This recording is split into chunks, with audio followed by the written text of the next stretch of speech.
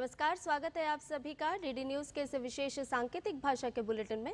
आपके साथ मैं हूं संध्या शर्मा और मेरे साथ है मेरी सहयोगी मनीषा शर्मा। आइए बुलेटिन की शुरुआत करते हैं हेडलाइंस के साथ। प्रधानमंत्री नरेंद्र मोदी आज से 2 दिन की मालदीव यात्रा पर। राष्ट्रपति मुइज्जू के साथ मुलाकात के बाद कई समझौते पर होंगे हस्ताक्षर। मालदीव के स्वतंत्रता समारोह के मुख्य अतिथि होंगे पीएम।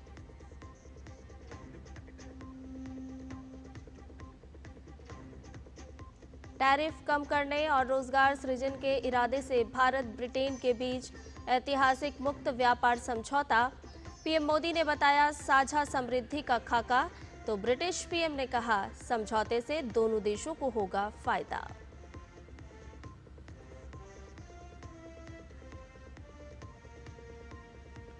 अंतर्राष्ट्रीय प्रतिबंध की धमकी के बीच ईरान और यूरोपीय शक्तियों के बीच इस्तांबुल में परमाणु वार्ता आज। उप विदेश मंत्रियों के स्तर पर होगी बातचीत।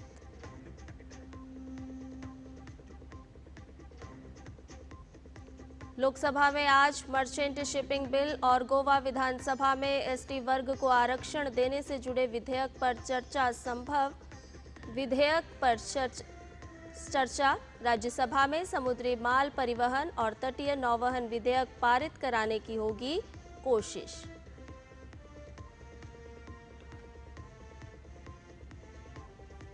और फीडे महिला शतरंज में भारत पहला विश्व खिताब जीतने को तैयार।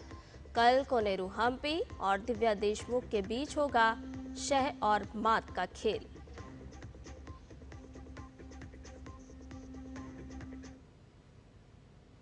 आइए समाचार को विस्तार से जानते हैं। ब्रिटेन की यात्रा के बाद प्रधानमंत्री नरेंद्र मोदी मालदीव के राजकीय दौरे पर हैं। आज वो माले में पीएम मोदी राष्ट्रपति मुइज्जू के साथ द्विपक्षीय वार्ता करेंगे। दोनों नेताओं के बीच आर्थिक और समुद्री सुरक्षा साझेदारी समेत हिंद महासागर क्षेत्र में शांति, समृद्धि और स्थिरता के लिए सहयोग बढ़ाने पर चर्चा होगी। ये मोदी सरकार की नेबरहुड फर्स्ट और सागर नीतियों के अनुरूप है, जिसका उद्देश्य हिंद महासागर क्षेत्र में भारत की स्थिति को मजबूत करना है। साथ ही भारत और मालदीव के बीच कई महत्वपूर्ण समझौतों पर हस्ताक्षर होने की भी उम्मीद है। ये दौरा ऐसे समय में हो रहा है जब भारत और मालदीव अपने राजनयिक संबंधों की 60वीं वर्षगांठ मना रहे हैं। पीएम मोदी इस मौके पर शनिवार को आयोजित समारोह में मुख्य अतिथि होंगे।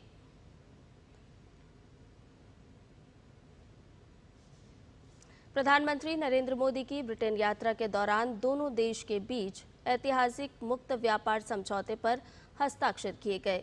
प्रधानमंत्री मोदी ने ब्रिटेन के प्रधानमंत्री कीर स्टारमर के साथ वार्ता के बाद कहा कि ये दिन दोनों देशों के द्विपक्षीय संबंधों के लिए ऐतिहासिक है।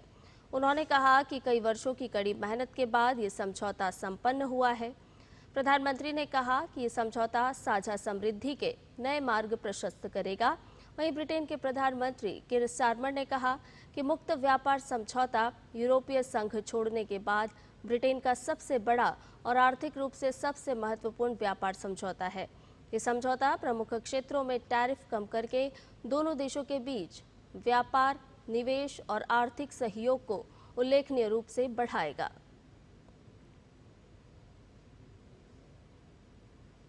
प्रधानमंत्री नरेंद्र मोदी और ब्रिटेन के उनके समकक्ष कीर स्टारमर की मुलाकात में व्यापक रणनीतिक साझेदारी की समीक्षा हुई।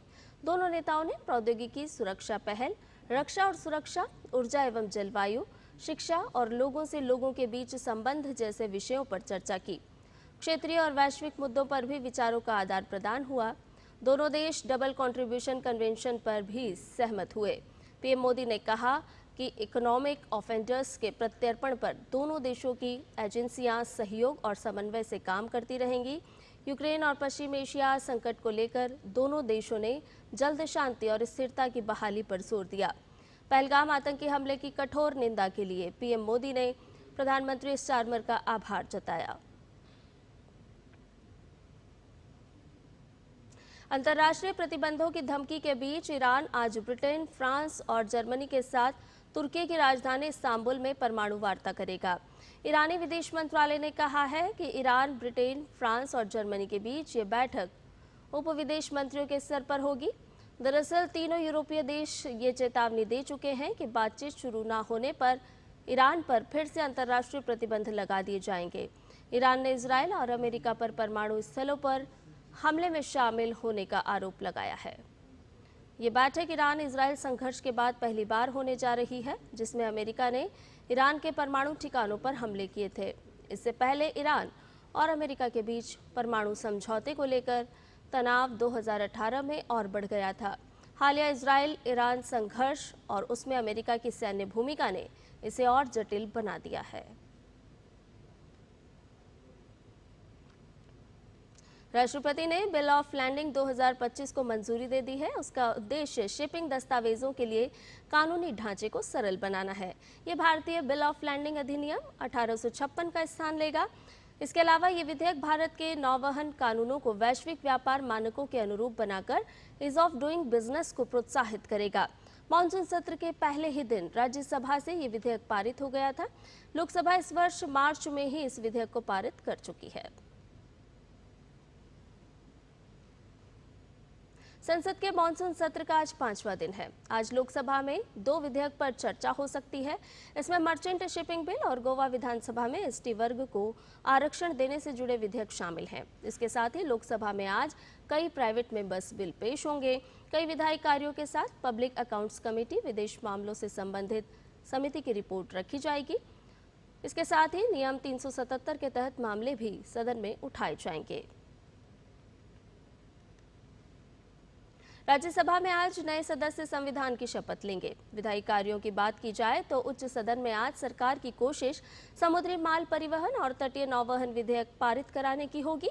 समुद्री परिवहन विधेयक 2025 समुद्री मार्ग से माल के परिवहन से जुड़े वाहकों यानी कैरियर्स की जिम्मेदारियों, अधिकारों और कानूनी सुरक्षा को निर्धारित करता है। इसका उद्देश्य समुद्री परिवहन कानून को और स्पष्ट बनाना है, जिससे मालिकों, आयातकों, निर्यातकों और जहाज कंपनियों के बीच विवादों का समाधान प्रभावी ढंग से किया जा सके। यह अंतर्राष्ट्रीय मानकों के अनुरूप बनाया गया है। इसके अलावा कोस्टल शिपिंग विधेयक 2025 भी उच्च सदन में विचार और पारित किए जाने के लिए सूचीबद्ध है। ये विधेयक भारत में तटीय नौवहन से संबंधित मौजूदा कानून को संशोधित करता है। इसका उद्देश्य समुद्री व्यापार और भारतीय नागरिकों के तटीय जहाजों को बढ़ावा देना है। विधेयक में स्थानीय भागीदारी को प्रोत्साहन और सरल नियम व्यवस्था की बात की गई है। इसके साथ ही कई निजी विधेयक पेश किए जाएंगे। ऑपरेशन सिंदूर पर राज्यसभा में विदेश मंत्रालय ने संसद में पूछे गए एक सवाल के लिखित जवाब में बताया कि ऑपरेशन सिंदूर पाकिस्तान प्रायोजित आतंकवादियों द्वारा किए गए एक बर्बर सीमा पार आतंकी हमले का जवाब देने के लिए शुरू किया गया था। विदेश मंत्रालय ने कहा कि इसका उद्देश्य आतंकवादी ढांचे को ध्वस्त करना था। मंत्रालय ने बताया कि भारत की कार्रवाई केंद्रित और नपीतुली थी। हालांकि पाकिस्तान ने कुछ सैन्य सुविधाओं के अलावा भारतीय नागरिक क्षेत्रों को भी निशाना बनाने का प्रयास किया। पाकिस्तान के इन उकसावे वाली और बढ़ाने वाली कार्रवाइयों का भारतीय सशस्त्र बलों ने कड़ा और निर्णायक जवाब दिया, जिससे पाकिस्तानी सेना को काफी नुकसान हुआ। इसके बाद 10 मई 2025 को पाकिस्तान के सैन्य अभियान महानिदेशक ने अपने भारतीय समकक्ष से संपर्क किया। और इसके साथ ही हमारे इस विशेष सांकेतिक भाषा के बुलेटिन में आज के लिए इतना ही। मुझे और मेरी सहयोगी मनीषा शर्मा को दीजिए अनुमति। नमस्कार।